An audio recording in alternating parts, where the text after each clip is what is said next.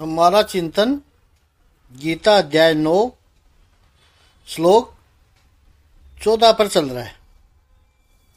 प्रभु ने बताया सततम कीर्तयन्तो माम। ये जो महात्मा लोग हैं वो कीर्तन भी करते हैं। कैसे करते हैं? सततम यानी निरंतर। उनके लिए परमात्मा का कीर्तन करना, प्रभु की लीला का वर्णन करना वो पास टाइम एक्टिविटी नहीं है, वो सातत्यपूर्ण है। इतना ही नहीं, यततन्तश्च दृढ़व्रता, दृढ़ निश्चय लेकर के ये भक्ति करते हैं। निरंतर यत्न करते हैं, प्रयत्न करते हैं। ममस्यन्ते माम भक्त्या, भक्ति पूर्वक मुझे निरंतर नमस्कार करते हैं, बार बार प्रणाम करते हैं। जहां पर भी ईश्वर की अनुभूति हो, वैसे तो सभी जगह ईश्वर है, लेकिन जहां जहां प्रभु की जय हो रही हो, सततम नमस्तस्यन्ते, ये भक्त सब नित्य युक्ता उपासते, निरंतर मुझसे जुड़े हुए हैं, मुझ में लगे हुए हैं, मेरी उपासना करते हैं। माम सततम कीर्तयन्ता, मेरे ब्रह्म स्वरूप का कीर्तन करते हैं। घर का कोई भी काम करो, ऑफिस का कोई भी काम करो, अभ्यास के रूप में आरंभ कर दो। भगवत स्मरण करते हुए ही ये काम करना है, क्योंकि हम 21वीं सदी के व्यक्ति हैं, आधुनिक ही हैं। यहाँ पर गैरवे कपड़े पहनने की, हाथ में माला लेकर दिन भर राम राम मंत्र बोलते रहने की ऐसी बात नहीं करेंगे। जो भी हमारे कर्तव्य है उनको अच्छी तरह से निभाना है। आपका प्रोफेशन हो, आपका बिजनेस हो, उसको पूर्ण एफिशिएंसी के साथ निभाइए। यही बात भगवत गीता में भगवान श्री कृष्ण कहते हैं, योगः कर्मसु कौशलम। दूसरे अध्याय में कहा है, योग इज एक्सीलेंस इन एक्शन। तो जो भी करे उसे अच्छी तरह से करना है, लेकिन याद रखना है कि हमारी जो पूरी एक्टिविटी है उसको आप एनालिसिस करोगे तो दिन भर में मोस्ट क्रिएटिव व्यक्ति हो, उसकी हम बात कर रहे हैं, तो मुश्किल से 30-40% एक्टिविटी ऐसी होगी जो कुछ नई होगी, बाकी तो वही रहती है। ये हम बहुत एलीट की बात कर रहे हैं। सामान्य व्यक्ति होगा तो उसके लिए तो 100% मैकेनिकल काम होता है, रिपीटेटिव वर्क होता है, यंत्रवत काम होता है। जितना भी आपका यंत्रवत काम है, मैकेनिकल काम है, उसमें काम करते समय यदि भक्तिवत समर्पण करोगे तो आपका मन शांत रहेगा, आपका काम सुधरेगा और आपका जीवन सुधरेगा। अधिकतर क्या होता है कि मैकेनिकल काम करते समय काम तो होता रहता है, लेकिन मन भटकता रहेगा। इस मन की फैक्ट्री में अनाप शनाप इधर उधर के विचार आते रहते हैं और वही जीवन को खराब कर देते हैं। समझो कोई ड्राइवर है आपकी गाड़ी का, ये ड्राइवर का ये मोस्ट मैकेनिकल वर्क होता है, बिल्कुल उसमें बुद्धि का उपयोग कहाँ करना होता है। कहीं कोई नई जगह पर जाना हो तो शायद उसे पता चलेगा कि यहाँ से कैसे जाना है, किसी से पूछेगा, कहीं गलत न चला जाऊं, और अक्सर वो केवल मैकेनिकल काम ही है। अब गाड़ी चलाते समय आप क्या सोचते हैं, या आप सेल्फ ड्राइव भी आजकल ज़्यादा करते हैं लोग, ड्राइवर नहीं रखते। यानी आप रोज ऑफिस से घर और घर से ऑफिस जाते हैं तो वो टोटल मैकेनिकल वर्क है। उस वक्त आप रोबो बन जाते हो, क्योंकि प्रत्येक टर्न आपको पता है। वो आधा घंटे की ड्राइविंग कर रहे हो, ऑफिस से घर आते समय आप यंत्र मानव बने हुए हो।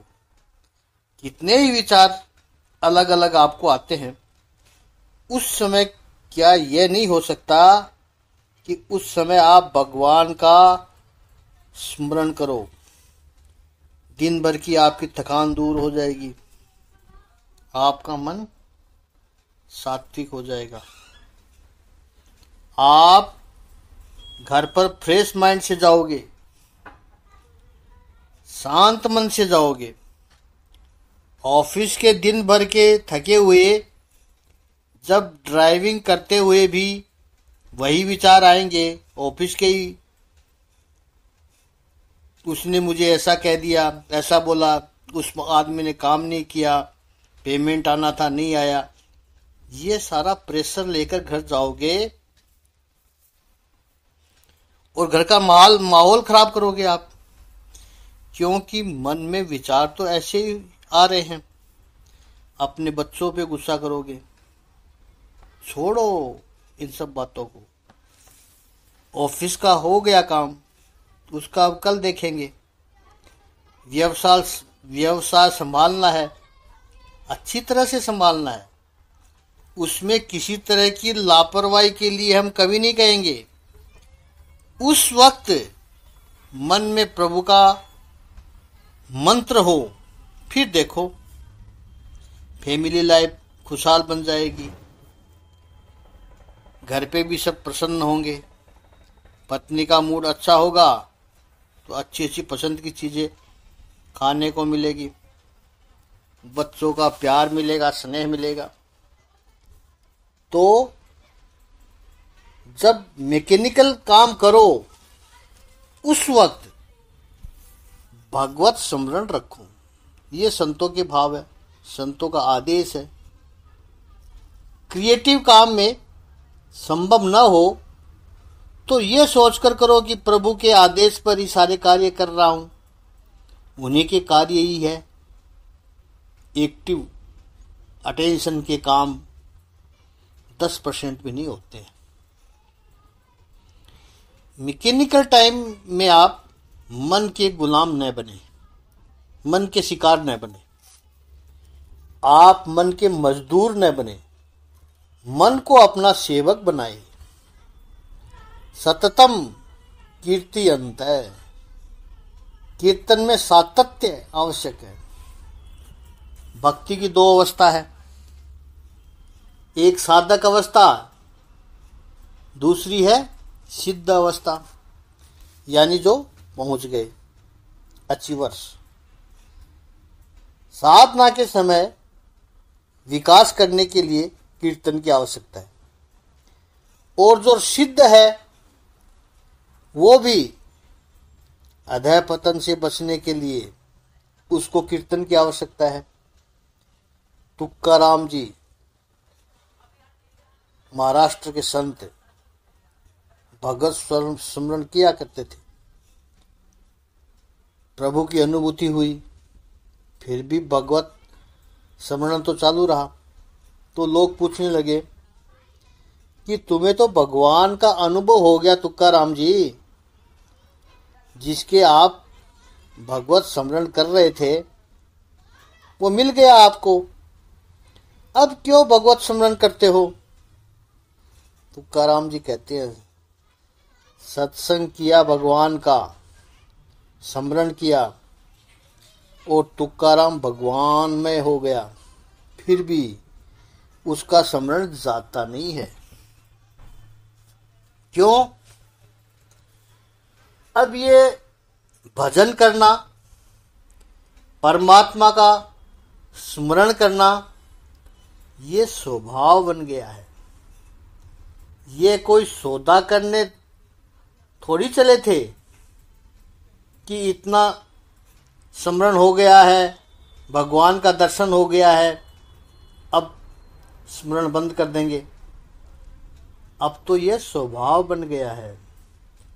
जैसे श्वास लेते हैं उसी तरह स्मरण होते रहता है, स्वतः ही होते रहता है।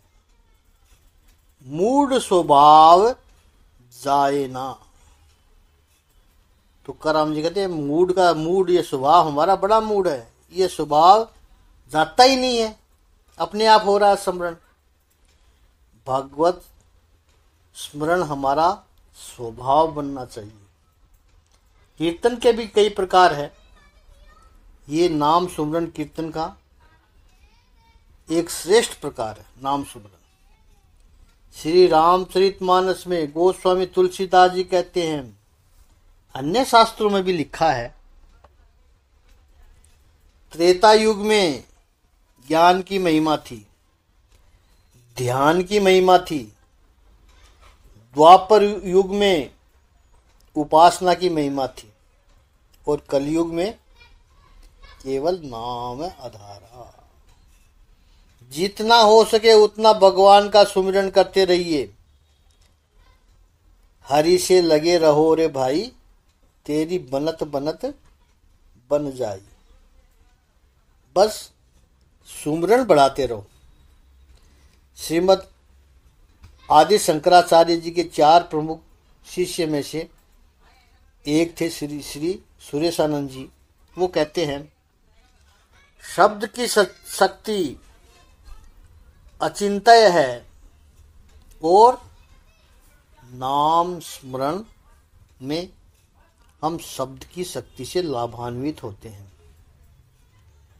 500 वर्ष पहले बंगाल में चैतन्य महाप्रभु ने जब इसका प्रभाव देखा मंत्र जप का, चैतन्य महाप्रभु नाचते हुए भगवत स्मरण करते हुए उन्होंने क्रांति की। ढोल बजाते हुए, मंजीरा बजाते हुए, ये जो बंगाल की कीर्तन परंपरा है गौड़ संप्रदाय में, चैतन्य संप्रदाय में विलक्षण है। हरि बोल करते हुए। क्यों उन्होंने संगीत को इतना महत्व दिया? क्योंकि बंगाल में उस वक्त मुस्लिम मेजॉरिटी थी। उस मुस्लिम संप्रदाय में कव्वाली का विशेष महत्व होता था, तो उनको आकर्षित करती थी मुस्लिम समुदाय को या अन्य लोगों को। तो उनको चैतन्य महाप्रभु को उस कव्वाली से मुकाबला करने के लिए, उनके सामने खड़ा रहने के लिए, सनातन संस्कृति को बचाने के लिए चैतन्य महाप्रभु ने ढोल की मजीरों के साथ संकीर्तन का प्रचार शुरू किया।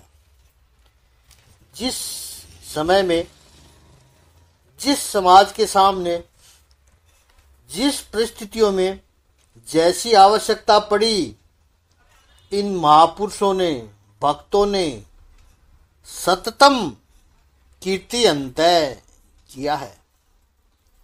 मन को सत्संग के कीर्तन से नहीं जोड़ोगे, नहीं दोगे मन को, फिर वो क्या करेगा? फिल्मी गाने गूंजेंगे उसके मुंह। मन को कुछ तो चाहिए। जैसे घोड़ा दूसरे आगे वाले की घास में मुंह मारता है, या पास में खड़ा हुआ है उस जानवर की घास में मुंह मारता है, आगे गाड़ी वाला उसको चाबुक मारता है। क्यों खानी पड़ी चाबुक उसे? क्योंकि अपने लालच को रोक नहीं पाया, दूसरे के घास में मुंह डालता है। लेकिन घोड़े का जो मालिक है वो सियाना होता है, उसको पता है घोड़ा तो दूसरे की घास में मुंह डालेगा ही, तो वो घोड़े के मुंह पर एक थैली बांध देता है और उसमें चने डाल देता है। घोड़े को जब भी कुछ खाने की इच्छा हो तो वो चना चबा ले।